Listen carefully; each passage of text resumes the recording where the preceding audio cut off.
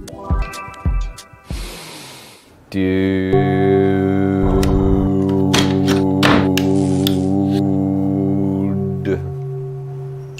you are getting well.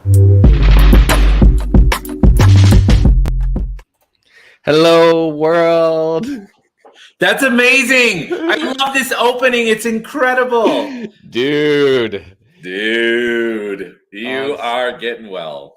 yes, you are. And so is everybody listening. So if you're listening, I want to thank you for being here. Welcome to Dude, You're Getting Well, the podcast where I interview leaders live about how they've transformed their pain into their purpose, how they've gone from survival to thrival, and what they do to take care of themselves while they're spreading their medicine into the world. And I am so grateful to have one of my favorite people in the universe, my co-warrior of the light. Exactly. He is certified leader of facilitator of access consciousness.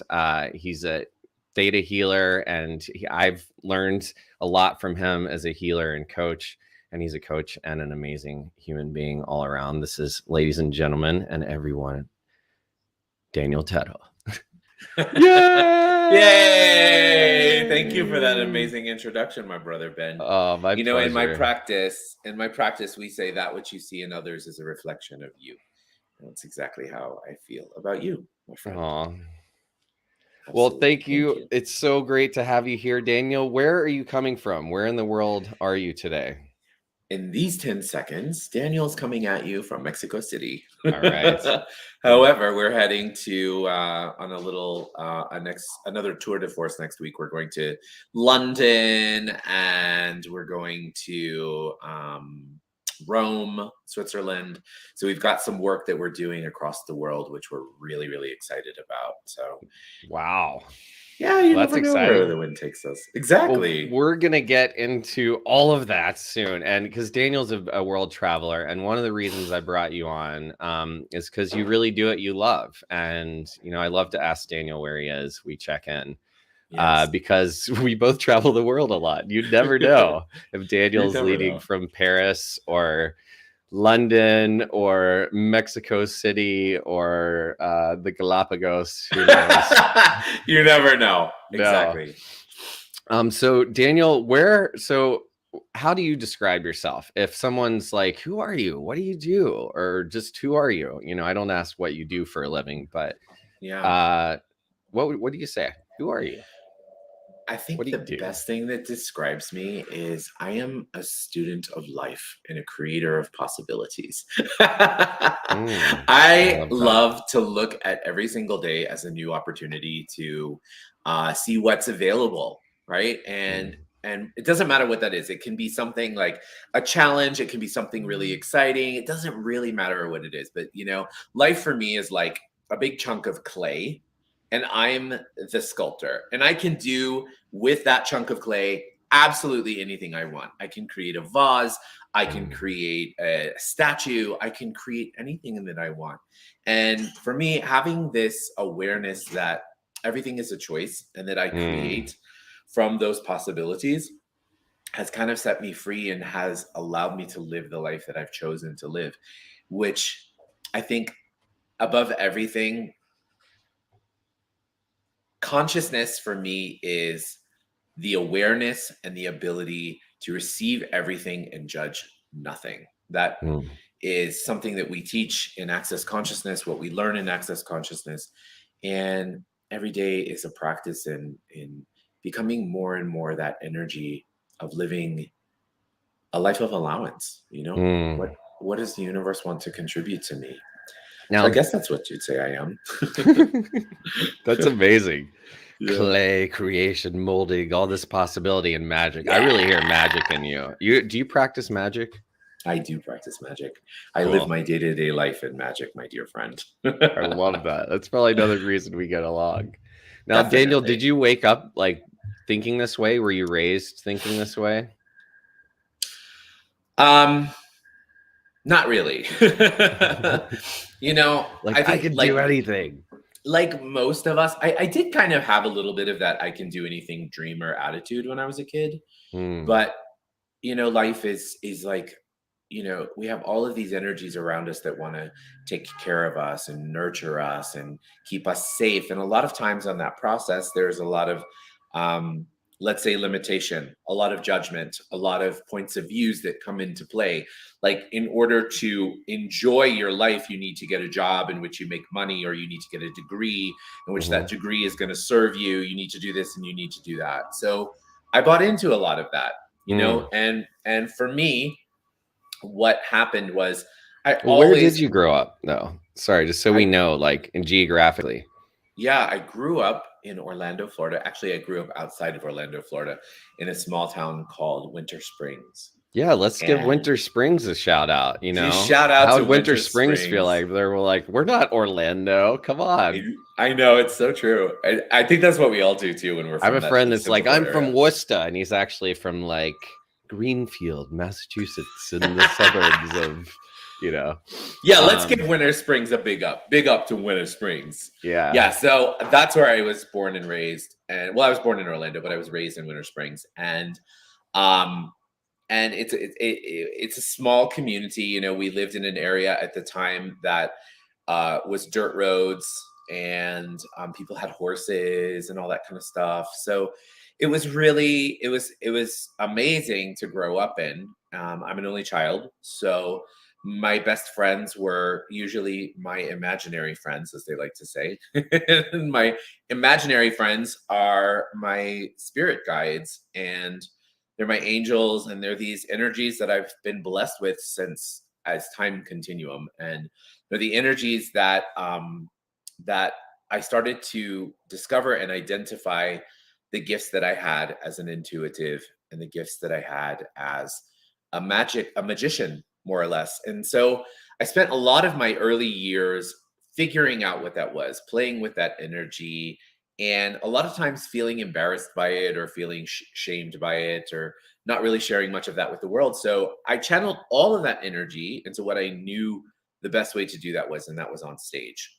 And as you know, my fellow actor, once you get on stage and once you have tasted the magic of a live audience, and having, you know, 500 people's eyes on you and engaged in what you have to communicate and share, you recognize that in that moment, you're a channel for something.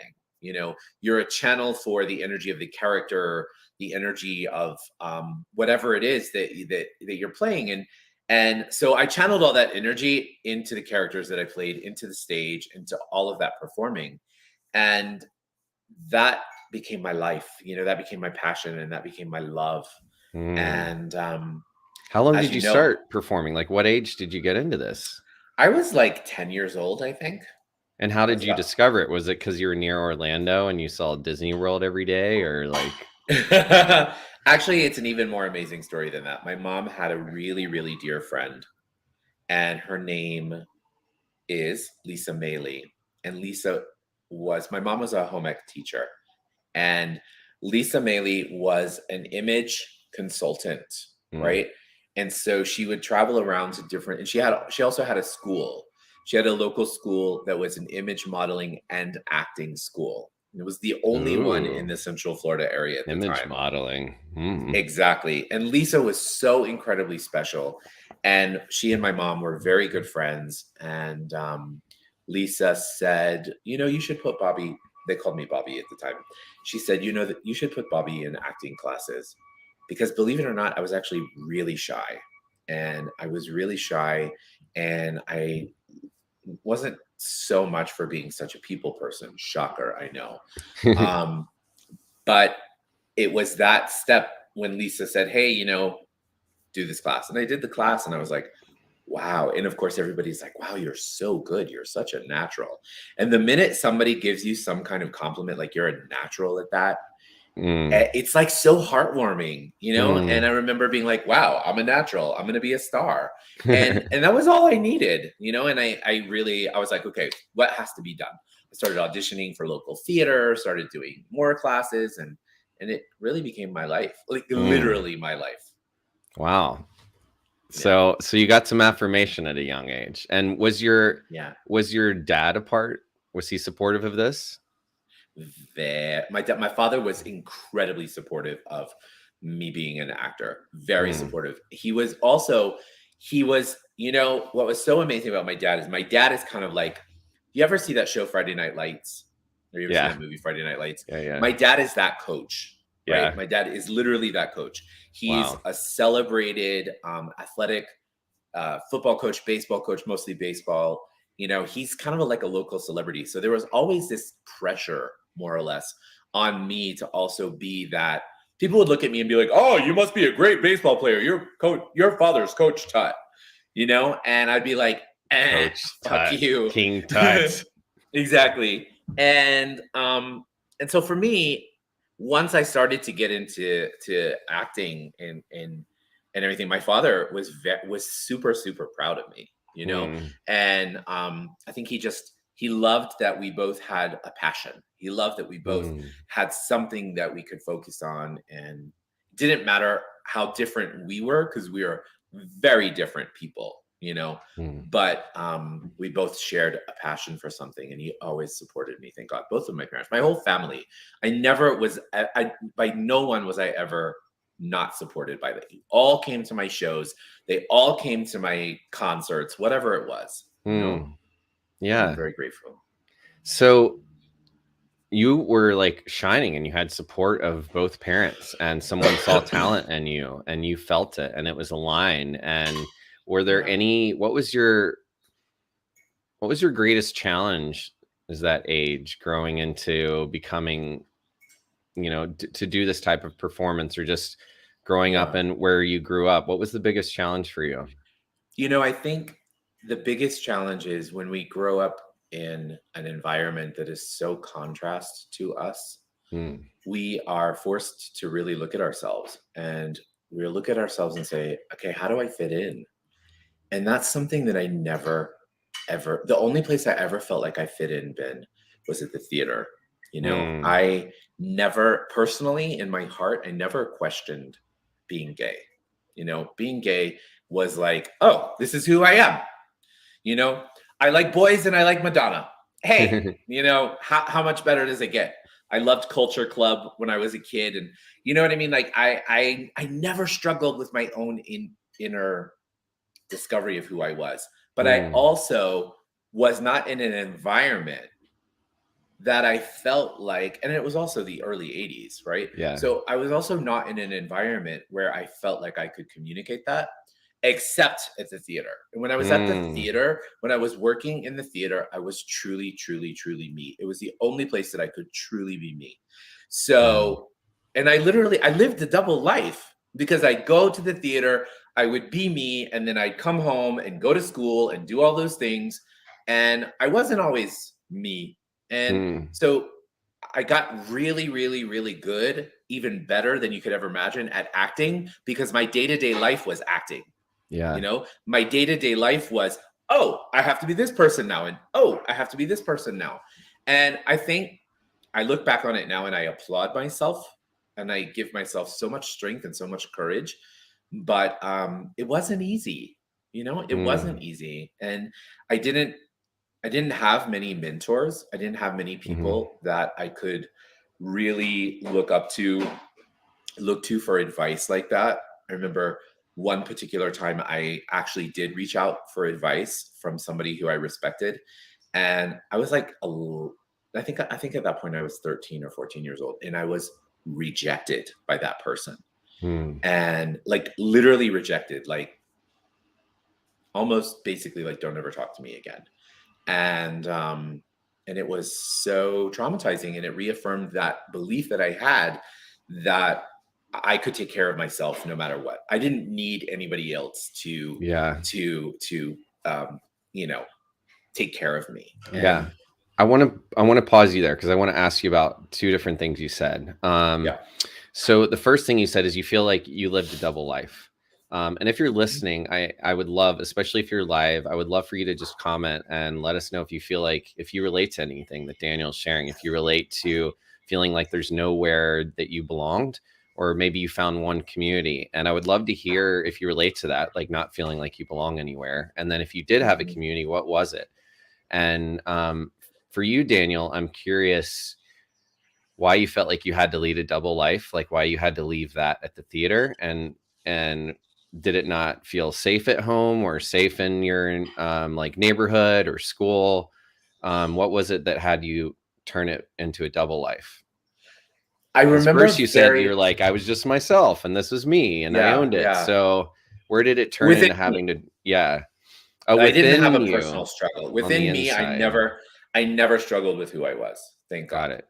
Right. But I remember specifically, Ben, a moment in kindergarten. Okay. And in kindergarten, I remember I loved strawberry shortcake, right? They were my favorite toys. And I just loved them. And I loved how they smelled and they were fun and they were whatever. And I remember I Strawberry brought, shortcake toys, like the yeah, character strawberry yeah, shortcake. Oh my yeah, strawberry gosh, shortcake that was a dolls. Yeah, flashback. Yeah. exactly. I remember in first grade or kindergarten. In kindergarten, I brought my strawberry shortcake dolls collection to show and tell, and that didn't go over so well. The girls made fun of me, wanted to steal Mm, my dolls, and the boys made fun of me because they were like, "Dude, are you really a girl?" So there was definitely this moment of like, and the Care Bears. I loved Care Bears too, and mm, I loved all of these things that quote unquote girls liked, right? I liked Barbies and I liked strawberry shortcake and I recognized in that moment in kindergarten that this wasn't gonna go well if I was mm, truly, truly, truly being me, mm, you know? And I remember at different points during my whole career, let's say educational career, like I would be threatened. I was threatened to be beaten up so many times is ridiculous, right? And just for being me, by the way, I never did anything to harm anybody. I never said anything to harm anybody, but many, many times I was threatened to be beaten up for being me. And I remember going into survival mode, like I have to keep that at the theater. I have to keep that at the theater. mm, I can't, and I have to keep it inside of me. And mm. until I got to high school, and when I actually got to high school, I started to. I was vice president of the drama club, and all that kind of stuff. And I started to have friends who really celebrated me for who I was, and that was a monumental shift in my life. And And what then age do you think you were then? I was probably, I would say 15, 16. And then Yeah. this shortcake incident, what age do you think you were around then? 5. 5. Wow. So Yeah. there's already like a 5-year-old is making a decision about whether or not they fit in. Yeah, And I feel like that's totally. what rules so many of our lives, right? Is that we've Mhm. continued to let that 5-year-old rule our life, Yeah. right? And then you had this beautiful. Well, how was it at home though for you as a child, like with the strawberry shortcake dolls and the Friday Night Lights dad? Like, did those go together? Like, how did that work? My parents, like I said, I'm an only child. So my Uh-huh. parents and we are very close, very Mm, close. And mm. my mom, I would say, you're gonna make me cry, Ben. I fucking hate you. Good. We My like mom, tears here I on know this. you love tears. We're all My about mom is vulnerability. exactly. My mom is really my best friend. Mm, She is my confidant. Um, she's incredible. And my father and I love her so much. My father also is my mom's best friend, and my mm.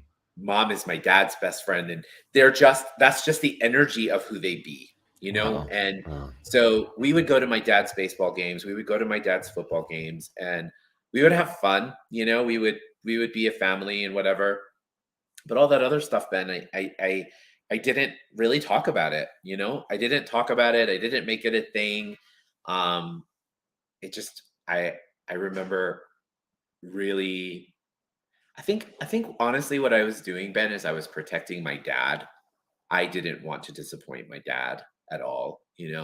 And being Mm, somebody who is wow. so um yeah, I didn't want to disappoint him. I loved him so much, and I just felt like I would be a disappointment to him. And Wow. so So I you didn't actually really felt talk. like you had to protect your father as a child from Yeah. something.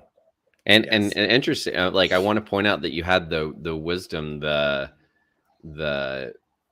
where would um the knowing, right? Bandwidth. That you already Yeah. had the wisdom that maybe this isn't okay and I need to take care of my father. And I wonder who that belongs to.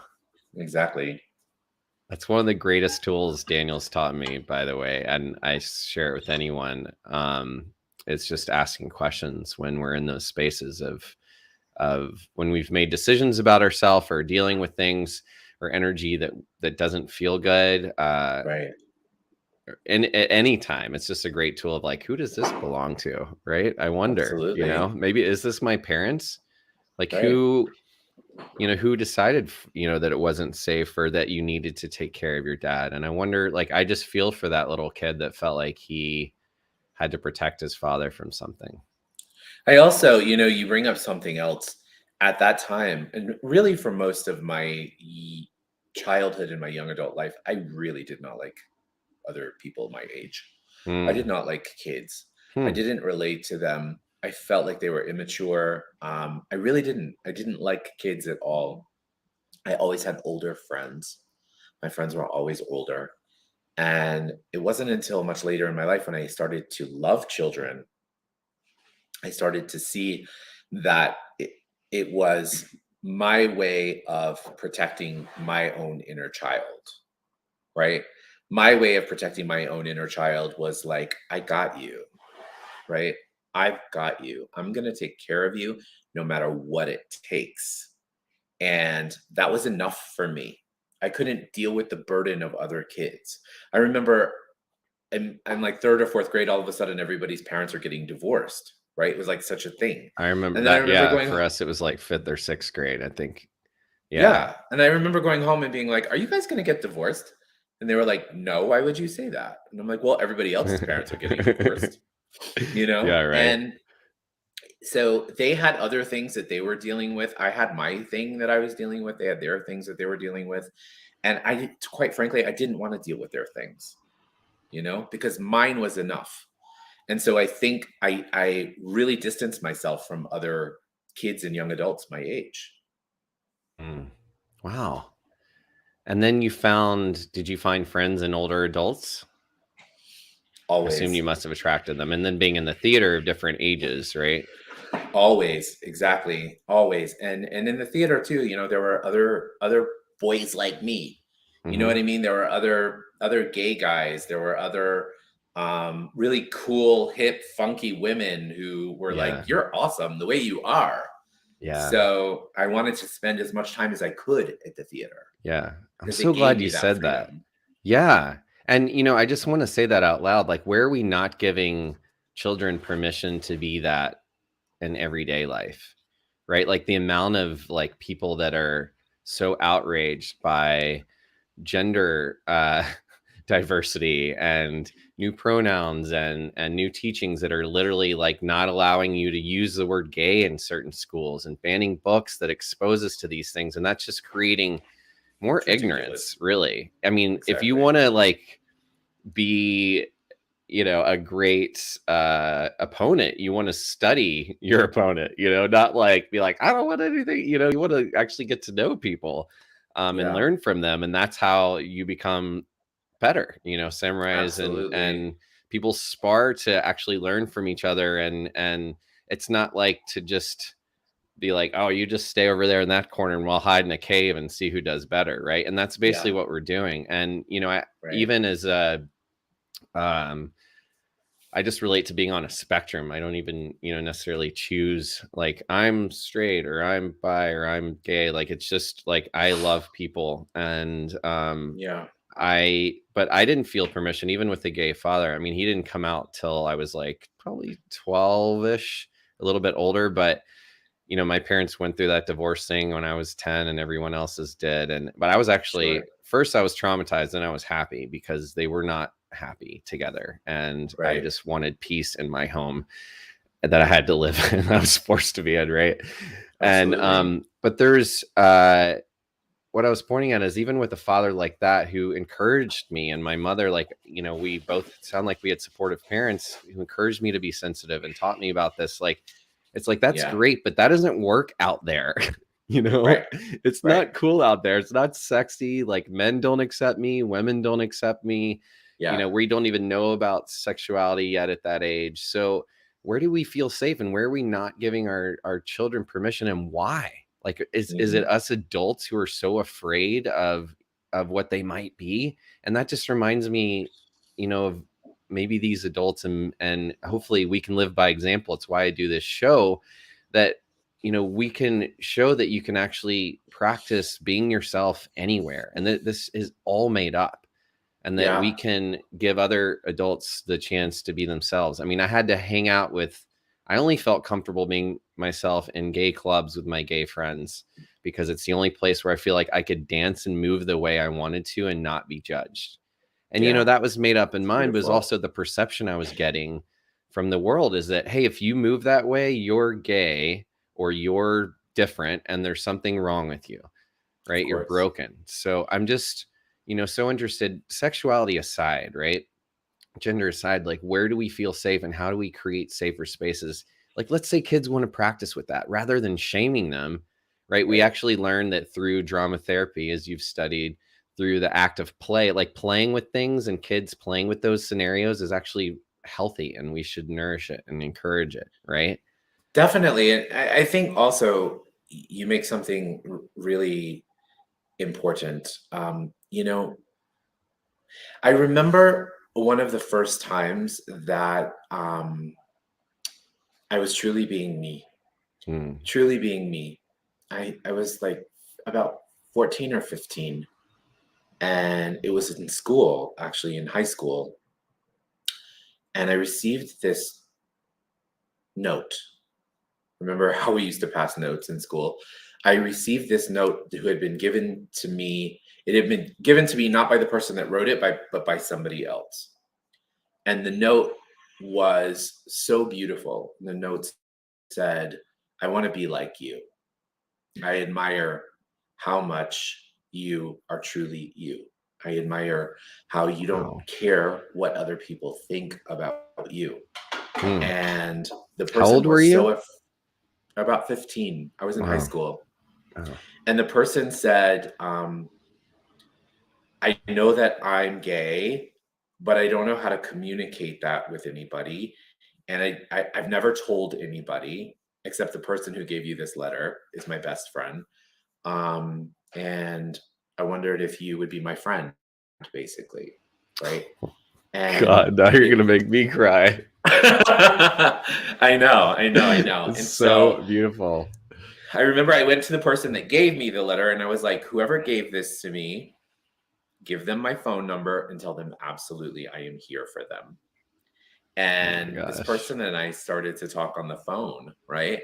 And we started to talk about these what he was going through, what I was going through, Mm, um, just all these other weird things that our peers were going through that we weren't going through, like having boyfriend issues and whatever, because you know, we weren't really there was no place for us to express that. When we went to prom, we yeah. went with girls, and it was such a beautiful moment. And in that moment, in that exchange with that guy, I recognized, this is what life is about.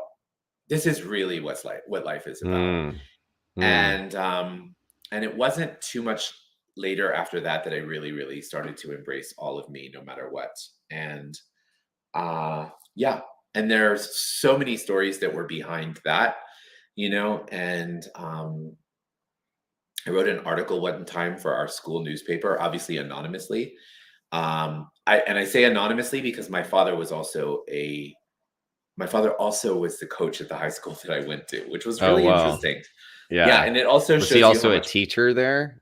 Yeah, he was a Our math teachers, teacher. yeah, like every coach had to teach something, or yeah, vice Yeah, versa. yeah, Yeah. exactly. Wow. Did you ever And I have him wrote for math? no, Okay. definitely not. That'd be crazy. I know.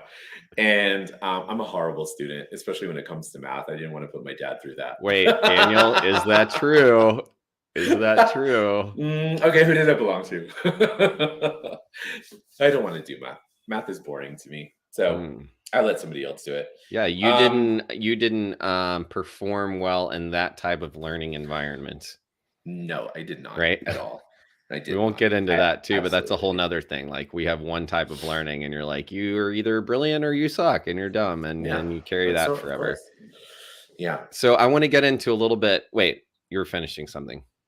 No, no, yeah. So, Okay. I wrote this article in our school Oh, right. newspaper Yeah, tell us. about being different, right? Ooh. And it was anonymous. And Where can we those read who that knew, article? I don't. The I mean, article online today. I wish I still had it. It was really, really brave. It was I really bet you brave. could I have to find say it. so. I wonder. I wonder. Anyway, So so. I digress. So you wrote the article and Mhm. then what happened? And it was an interesting reaction, right? There were a lot of people that were like, "Wow, that's so cool. We have a gay person in the school." I remember I overheard somebody saying that. I was like, Wow. "Are you serious?" Yeah.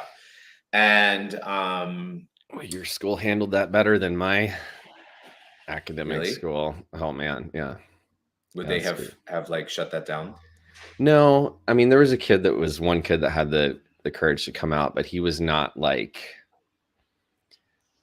welcomed with open arms. Teachers weren't like, "Great, wow, this is amazing." It was like, "Don't ask, don't tell," and Yeah. Yeah. pray for him, kind of thing.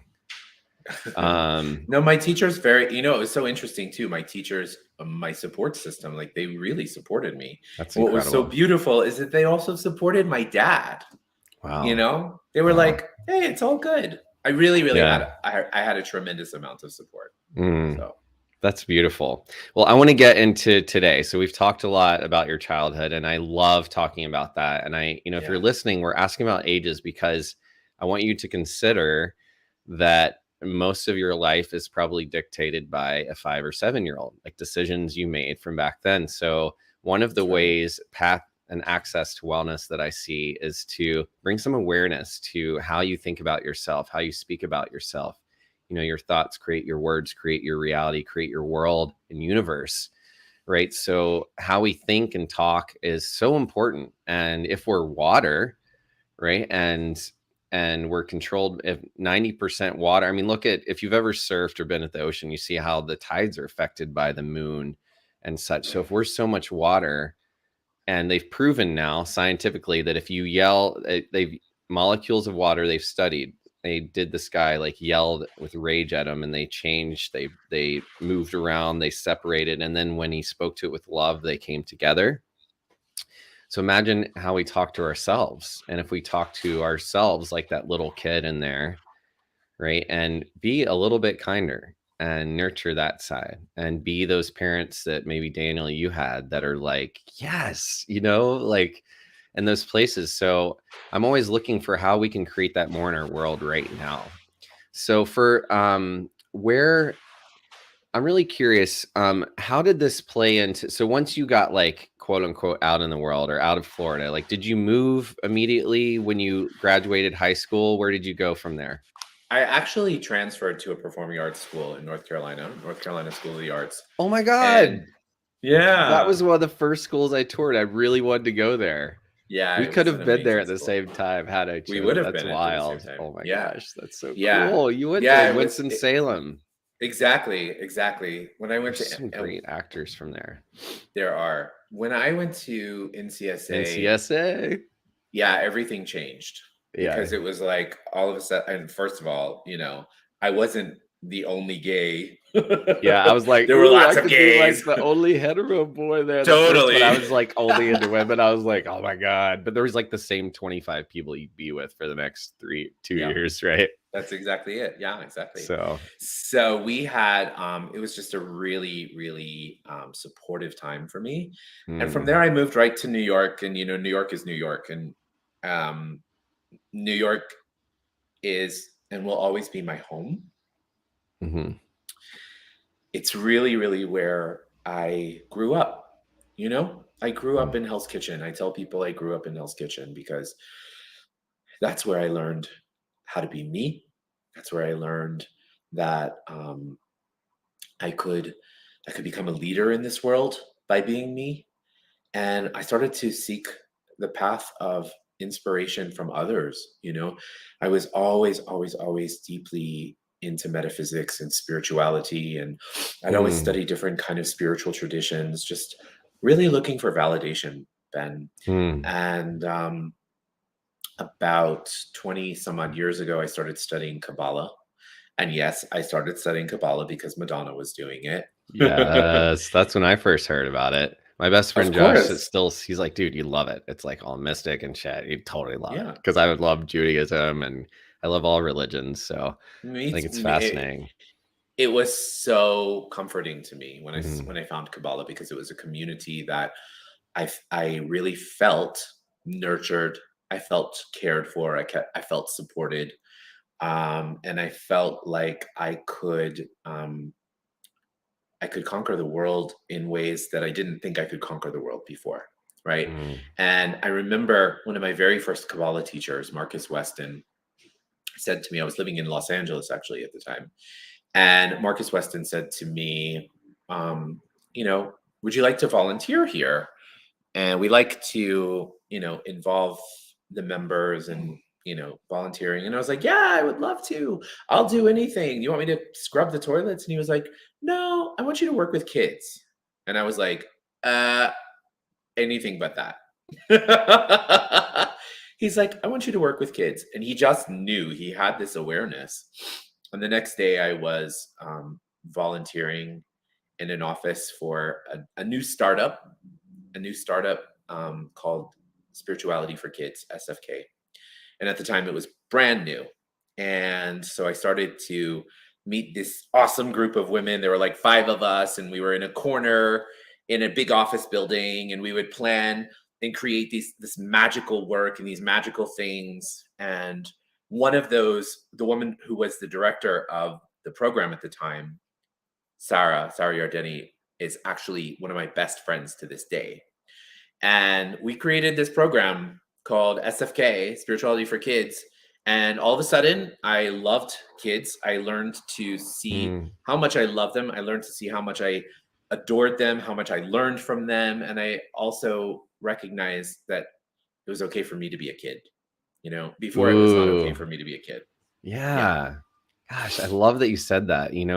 Sounds like it took working with children to remind you of your inner child and how great it is. And where are we not giving ourselves permission to do that? And like in the workplace, that's part of masculinity that I'd love to transform is that, Yeah. we can't be playful, right? That there's, well, and Correct. we can't, right? But that limiting belief that doesn't belong here. Right. And, you see Google though, in their office, they have like playrooms and jam rooms and all kinds of Yeah. things because if people are actually enjoying themselves, they actually perform a lot better, right? So we Yeah. have so many limiting Absolutely. beliefs that we have. But I heard you make a shift from talking about theater, right, to going Hmm. into healing and starting this. So Hmm. um, one of the things I'd love to know is like how you made that shift and being an actor as well. And a lot of people would say to me as an actor and musician, well, you have to choose one. Like, dude, our band's never going to go anywhere till you stop acting, or your acting career is never going to go anywhere till you do that. People are never going to take you seriously as this if you do that, right? The Always. jack of all trades, master of none thing, right? Always. And you Oh, have so many talents. So, you know, that's still a box we put ourselves in. So you were, well, first of all, what was your proudest moment as an actor to oh my date? God. Oh my God. There were so many of them. I think one of my favorite memories, was um, the first day of shooting on a Steven Spielberg movie. And it was the Ooh. first day, the first shot of the movie, and I was sitting with Tom Hanks, Mm. actually. Wow. And I was sitting with Tom Hanks, and I was observing everything going around. I was observing Spielberg um, and Janusz, celebrated cinematographer, was talking to me, and I remembered it just being like so overwhelmed with gratitude, like I can't believe this is happening, and I'm having a conversation with Tom Hanks, you know, Wow. And that was just one of those moments that was like, holy shit. And then all of a sudden, right before they started rolling, all of a sudden all of the PAs come on set with a glass of champagne.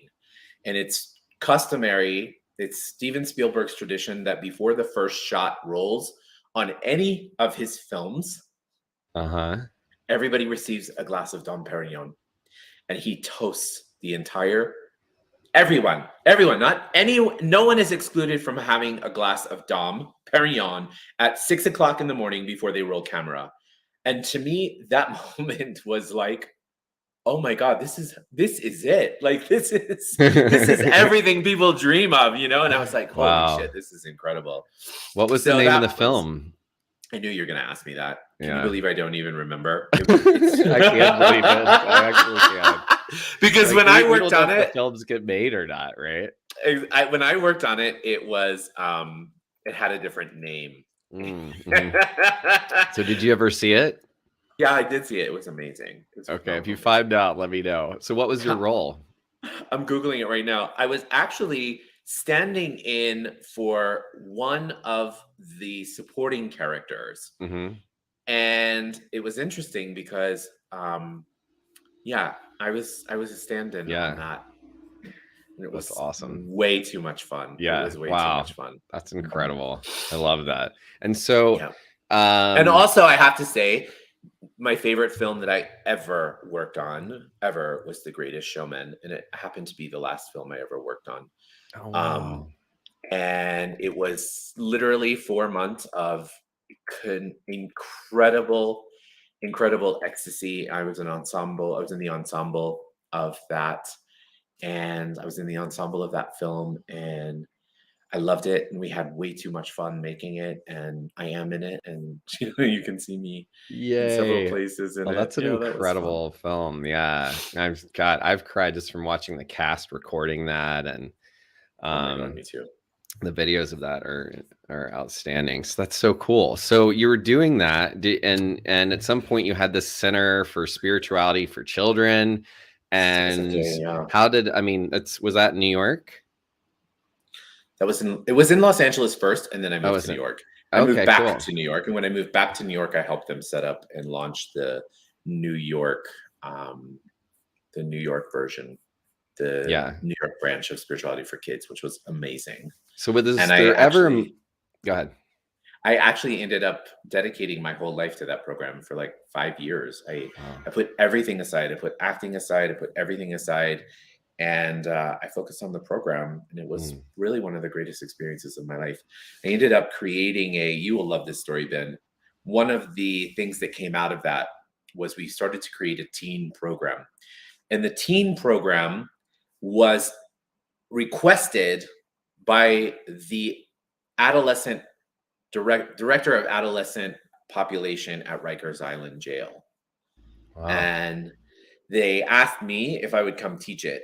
And I was terrified to teach it. And I mustered up the courage. I brought the program to Rikers Island, and it became truly one of the greatest achievements of my life, was teaching that program in that school that was in Rikers Island to those young adults and those teens who had been incarcerated for whatever reason. And men. And then I taught in a women's halfway house in Brooklyn. That was exceptional. Also a life-changing moment. I was just, those were definitely some moments that were really empowering and impactful in my own life, you know? Yeah.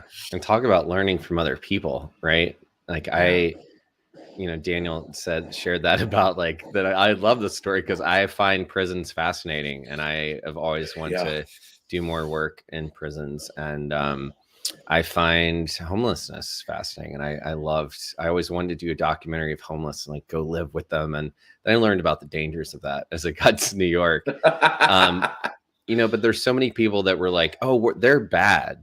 But, my dad's best friend was in prison for 10 years, and he was innocent. He was an accountant for a guy that was money laundering, and he didn't know. And, there's so many people behind bars, and even for silly things like marijuana, right, that they're still there, even though there's the place to legalize it, yet we don't arrest the people who are, abusing themselves and others for alcohol every day. And Yeah, even if we do, it doesn't always make a difference. So we're looking at, I'm getting into reform now and how to actually like make things therapeutic and not just systematic. But what I want to go back into is a very active household today, Daniel. What I want to get back to is so you're doing this acting which you loved, and you're doing this spirituality, right? And you gave everything aside for the center. So did you ever, like, one thing I was afraid of, I guess I felt like, is that I was going to be judged for doing other things, and that casting directors, and I was clear and told, like, casting directors and agents are going to judge you for doing this different stuff. Like, when you left acting and then you came back years later, 5 years later, did you feel judgment? Was it hard to get going again? Like, how did you let both those things live simultaneously, or did you have to choose at some point? Yeah. So for me, growing up in the entertainment business, even though when it was actually happening, when you were on stage and doing all those great things, it was awesome. But I have to tell you, back then, the process was not kind. Like, I can't tell you how many agents I met who were like, "You'll never make it. You're too Mm. gay." Mm. Agents that were gay themselves, Mm-hmm. okay? And they were like, "Sorry, you're gonna have to like butch it up, or you're gonna have to do this or whatever." I was told And I had to gain 10 pounds and like do like fit modeling or lose weight and become a real actor, because I was like exactly, at some in between weight, I was at told that too, 19. man. I was absolutely told that So too. wild. My Mhm. God. Yeah. So then what happened? Well, I took a real piss off approach to all of them because I never bought any of that bullshit, Yeah. and I carved and created my own career as best as I could, you know. And when I went to do SFK and dedicate my life to that, and then go back to the entertainment business had changed so much Hmm. in just that amount of time. Mm-hmm. And all of a sudden, New York was a place that was doing more TV and film, not just theater. When I was there, it was just theater. Yeah. And then when I came back from LA in 2005, it was like we're doing a lot of stuff here. And I started to get cast in like Law and Order, all the Law and Orders, and all these kind of things. And it actually was something that was very healing for me, because Hmm. I had people that were on the other side, like assistant directors, ADs, people in production that really, really, really rallied for me. They were like, "This guy is great. He's a professional. He shows Wow. up. He does his job." And I have to tell you, it really was one of those things where they would be the ones to request me all the Wow. time. Wow. And so I had a very different approach. And actually, one of the last jobs that I did was this series on CBS called um, Instinct. Mm-hmm. And I worked on Instinct for the better part of 2 seasons. And I was Alan Cummings' stand-in. And Well. Alan is amazing, first of all. I mean, in this and the theme of the show is that he and his gay partner, his gay lover, he's a Mm-hmm. detective. It's like it broke all the rules of what, modern television should be at the time. Yeah. And it was like it normalized like a gay couple and their strife, their desire to have kids, all that kind of stuff. And I remember being on the set with Alan, and Alan was so incredibly awesome and so incredibly kind. And Alan would actually ask me for advice. And I was like, Alan Cumming is asking me for advice. And then all of a sudden, everybody started to notice Alan Cumming asking me for advice. And then they would ask me for advice. And then before you know it, I was like the set shrink. And That's so amazing. I was giving advice to the grips, and I was giving advice to the this and to that. Obviously, I was giving intuitive messages to them and calling it advice. But Hmm. there was one gentleman, Mark Charbonneau, who I absolutely adore and I will always admire. He came to me. He was a camera. He worked in the camera department, and he came to me and he goes, "You know what, Daniel?" He said, you are going to be huge one day, inspiring people with your wisdom and your knowledge. And he said, you really should go out there and be a motivational speaker because you have such a gift and such a talent. And I will always, always honor Mark for recognizing that and saying that. And it really, that was one of the last jobs that I think it was the last job that I ever did before I took my healing practice full time. Wow. Wow. And yeah, and then of course, the pandemic happened and changed the world. So it Yeah. was like I was not going to be that person that was going to wake up every morning at 3 o'clock in the morning to have a COVID test and go to set. The entertainment business changed entirely during that time. Oh, yeah. And it really forced me out of my studio apartment in New York. I started traveling all over the world in the middle of the pandemic. I lived in Turkey for a few months. I went to Albania. I went to Serbia. Any place that was open, I went to. And I started to explore all these different cultures and learn all these new things. And I recognized and realized that this is what I want with my life. This is where I want to be.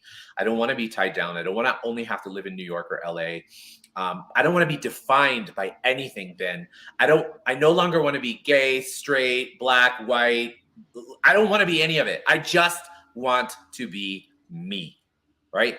I want to be me, and I want to inspire everyone to recognize that they too can be them and that nothing else matters. And whatever that means to you, you do it. You do it, because in that light and in that space, you are going to change the world. Dr. Dane here, who's one of my teachers, one of my mentors, he wrote a book called Being You, Changing the World. And I'm actually I'm going to meet him in London in a couple of weeks for a Being You conference. And he's just incredibly inspiring. And his whole thing is like, you know what? The world is made better when we are all given the space to choose us, to be us. And all of that. Thank you for the review of my whole life, by the way. If I look back at all my whole life, I see all of those places in which there was so much reasoning and justification and boundaries and places where I had to fit in and things I had to do and things I had to become, most of all, not for me. Very rarely was I choosing me. Very rarely was I celebrating who I am.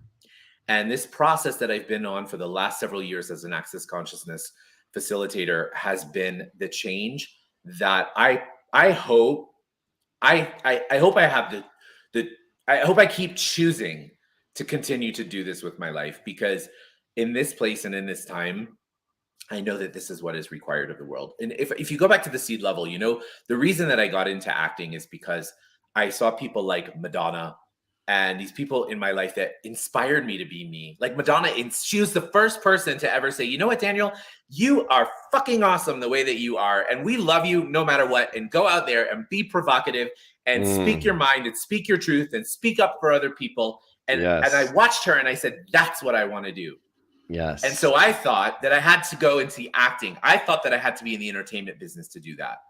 And now, 35 years later, I recognize and realize this right here now is the place that we change people's lives, and we change our own lives, and we change the world just by being us. I mean, how does it get any better than that, wow. Ben? Daniel, that is so, I don't think it does. I think that is the access. If you're listening right now, this is Dude, You're Getting Well, the podcast where leaders share their truth and transformation. And Daniel, this is some beautiful truth and transformation you're giving us. Now, there's a lot of people who are going to be listening and maybe listening right now who are like, that's great, be yourself. But then you walk outside and you don't feel permission to. Yeah. First of all, what is the hardest lesson you learned in being yourself, and how did you overcome that?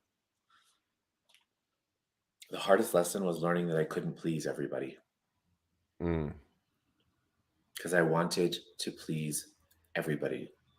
I wanted to make everybody happy, Ben. I wanted to be, I wanted everybody to be happy. And I thought it was my responsibility to make everybody happy. And I thought it was my responsibility to make everybody feel loved and feel like they could fit in. And where did you learn that? Where do you think you took on that responsibility? I honestly, I can only tell you that it must be from a past life, because it's something that I have always known my whole life.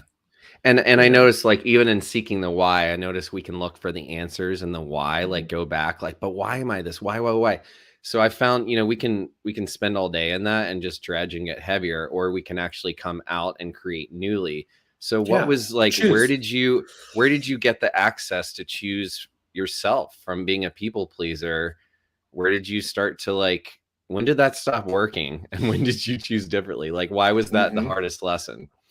It's funny because I think also even in my spiritual path and studying Kabbalah and being a teacher and a leader, I felt like there was also something that I had to be, you Hmm. know. I had even in that space, I felt like I had to be something else.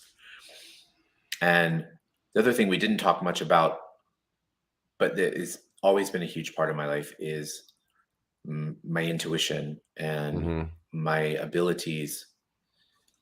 And I think once I actually embraced those, once I actually said, yeah, I talk to ghosts. So what? And I have predictions and I have this ability and people may think that I'm weird. After all of that I just said to you, Yeah. I think for me that was the hardest actually was being like, Mm. ooh, now I have to really, really show people this. But when I So how started to did do that, you yeah. yeah, when I started to choose it, when I started to Mm, choose it, I started to again, so interesting being in the space of recognizing how much it helped people, right? mm, When I chose the path of healing, when I started becoming I became a theta healer. Theta healing is this amazing technique that was created by Vienna Steibel, and I started doing theta healing and probably and about. I've been certified in it through Daniel. He was my trainer and That's teacher and right. still does it, and he's amazing. So I highly, highly, highly recommend it. Mostly because Yeah, I you're tapped into my amazing. own intuition and energy work, and I asked you, as a coach, how can I help take care of myself better and develop Hmm. my own intuition? And this was a great access. So I just want to give a shout out to Theta Healing because I thought it was Yes, weird and woo woo for so long, and then I of met you, and I course. was like, oh my god, this is amazing. It's so simple and Yeah, beautiful. And it's a it great is. practice to enhance your meditation or manifestation or just your life. And empower So, your knowing, right? yeah. That's the thing is that there's so much. What do we know that we're avoiding by choosing to say that we don't know? And Mm, what if we actually embraced our knowing and you know followed it? And theta healing for me was like, oh, there are other people who do this too, right? And then I started to create a private practice, and my private practice, private healing practice, became so powerful by word of mouth. People, my practice just grew and grew and grew simply because of word of mouth, and I was really kind of overwhelmed, and I couldn't really take that many more acting jobs because my healing practice took over. oh, And that was kind of when it all just went out there, Ben. And I was like, look, this is me, this is what I do. Come play or don't come play. It's all good. So I think that was really probably that pivotal moment, which was about 5 years ago, really. You know? oh, I yeah. will tell you, the last 4 years have been the greatest 4 years of my life. Okay? Hell yeah. So The give a shout out to greatest. taking chances. Exactly. Yeah. The last 4 years have been the greatest 4 years of my life. And that is because I will tell you, I have chosen me. I have Mm, chosen my heart, my soul, my being. I have chosen to embrace all of who I am. And when I fall down or screw up or whatever, great, no problem. I've learned to mm, get back up, to choose different, to recognize that there is always a choice, there is always an opportunity. And the more and more and more I recognize that choice is the greatest freedom, the more I chase choice. I wake up every ooh, single day now and say, what grand and glorious adventures await me today? And I let the universe show me, you know, I love that. And you know, glorious adventures await me today. So, Daniel, I have a glorious few adventures. questions before we go, and we're almost Okay. done here. So, thank you all for listening. If you're listening, we love you.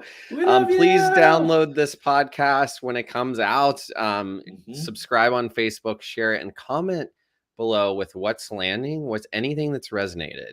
and bonus points if you tag someone who could use this today, because we're really fighting the algorithms of rage and polarity, right? And trying to bring some medicine and healing together. So every comment, every share, every subscription really makes a difference and moves the needle forward towards love, connection, healing, possibility, and transformation, right? Rather than you're wrong, I'm right, and let's go to war. So I just want to give a shout out to fucking possibility. I guess I'm going to make my podcast explicit now too. Fuck yes, finally, Ben. So one of the questions, I sometimes ask guests is, do you believe in ghosts? Clearly, you already answered that. So the next question I have for you is, if your life were a feature Hollywood film, who would play your parents? Who would you cast as your parents? Oh, my parents. Oh God. I have to tell you the first thing that came up. My parents will kill me if they hear this. I would cast them as the Bundys. Oh my God. That's hilarious. And I always used to joke. We always used to joke. And they used to be like, yeah, if we're the Bundys, then you're the stupid kid. Right. And I was like, it's kind of true. But the reason that I say that is because my parents have that kind of love for each other. And my mom is very much, she's always done. She always looks great. She's always fabulous. She's always wants to take care of people. And my dad is always the one that is like on the baseball. If he's not on the baseball field, he's with my mom, taking care of my mom. So I call them the Bundys. The like functional Bundys. The functional loving Bundys. Healthy. Exactly. Yeah, that's great. Totally. So in this movie, what would be, and okay, so that was both your parents. Then what would be the title of the movie about your life?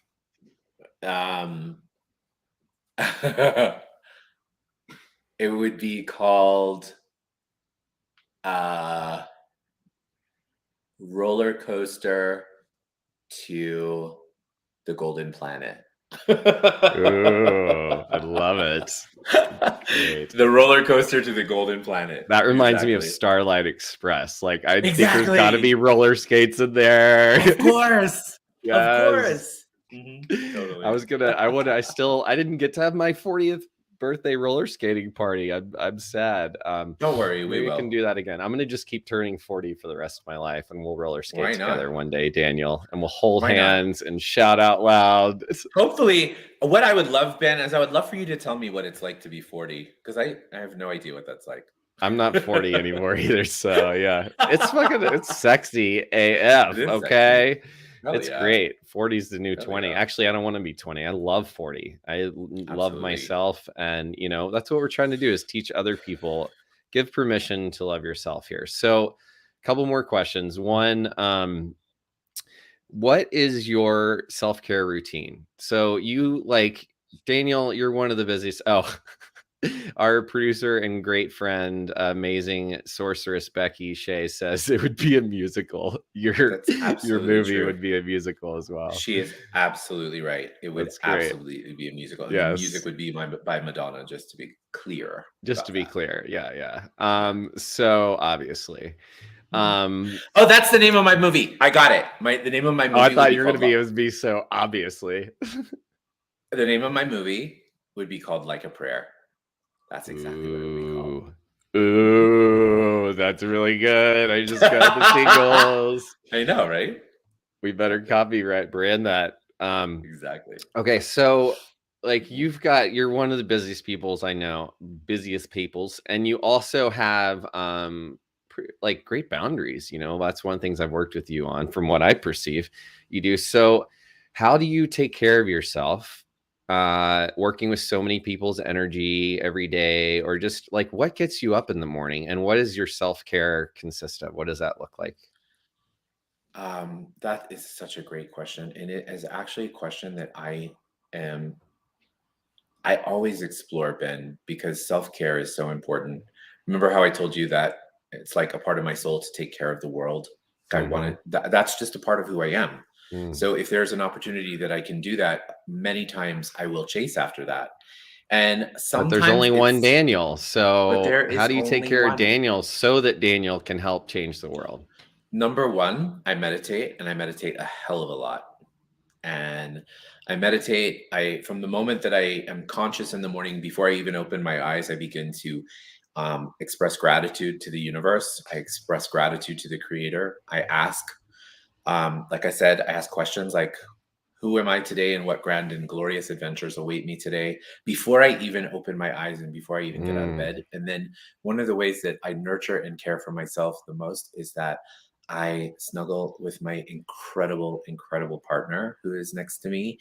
mm, And that is something that really grounds me and helps me to recognize and realize that above everything, I am I'm a co-partner in this life experience with him, and he is brings me a tremendous amount of peace, a tremendous amount of grounding, um, and so my self-care involves engaging with him, connecting with him, mm, meditating, praying. I do a lot of praying, and in the last month, I have hired a personal trainer who I see 3 times a week, and that is unbelievably healing for me. Unbelievably healing for mm. me. Yeah, and I study, Ben. I love to study. I love to study. I love to learn. I love to grow. The tools of access consciousness are the greatest tools on the planet for creating change in your life. And so Yeah. I study a lot to become a better facilitator, to Mhm. be a better coach, to be a better healer. I put a lot of that energy out there so that I can show up really for myself, you know? Yeah. I'm putting Daniel's website there and his Thank you, Ben. Instagram so you can get hold of him there. I personally see Daniel for energy healing and work and inspiration. I'm part of his morning downloads, daily downloads, which you can join by becoming a member of his Live Alive page. Mhm. Daniel, before we go, is there anything else that you would like to promote or share or talk about freely? This is your chance. Um, yeah, absolutely. You know, Or anyone you'd the like, name of my anything you'd like to invite our listeners to. of course. So the name of my brand is called The Provocative Intuitive. And so those of you who are listening and don't see, it's called my website is theprovocativeintuitive.com. And the reason that that is my brand per se is not because I do healings with my clothes off, but because for me, the most provocative thing that we can be is truly us being us. Mm, And I want to invite every single person who is living this to live a provocatively you life. And whatever that is for you, however you're called to be that, be so freaking excited that you just embrace it. And if you dare to be as provocative as I know you can be, in June, on June 1st, I am launching my first ever membership club, membership program called Spiritual Bitch. Yes, ooh, you heard it here. I am launching, actually, you heard it here first because it that's hasn't been right. really announced. I am launching Spiritual Bitch June 1st. Bitch is actually an acronym that stands for Boss in Total Choice and Creation of Him or Herself. So it doesn't Wow. matter what your gender is. What matters is that you like being inspired. You like being in and around people who are inspiring others, supporting others, empowering others, embracing others. The purpose of this membership is it will be seasonal and it will include a co-guest each month, which I call the co-bitch. And that is somebody who inspires me and who I know will inspire our community and our membership. And included in the membership, you will have a class with me, an empowerment class with me, a facilitation with me. You'll also have the opportunity to have a Q&A. And then the biggest thing I think what I'm really excited to about is we're every month we're going to have a dance party, whether it's online or in person, doesn't Yes. matter. And the dance party is Wow. the membership time in which you will receive, you can actually sign up for like 3 to 5 minutes of time and space for you to get in front of the membership, in front of the community and say, hey, look, this is who I am. This is what I need. This is what I'm requiring. This is what I'm looking for. This is what I'd like to share. And that can be anything. You can get up there and you can say, hey, look, I'm going through this. Anybody want to talk about it? Anybody want to have a glass of wine? You can get up there and say, hey, you know what? I need to get laid. Anybody want to hook up with me? It doesn't matter. Whatever you want. And my dream is that Spiritual Bitch is a place in which all people come to be them, to thrive, to embrace that aspect of them that is their absolute greatness and in their power. And I know it's going to be amazing. If you guys want to learn about it and get on the list ASAP to be a part of the membership, when you go to my website, Daniel, we had we had a little like the big thing you were just saying. When you embrace, it was your big line.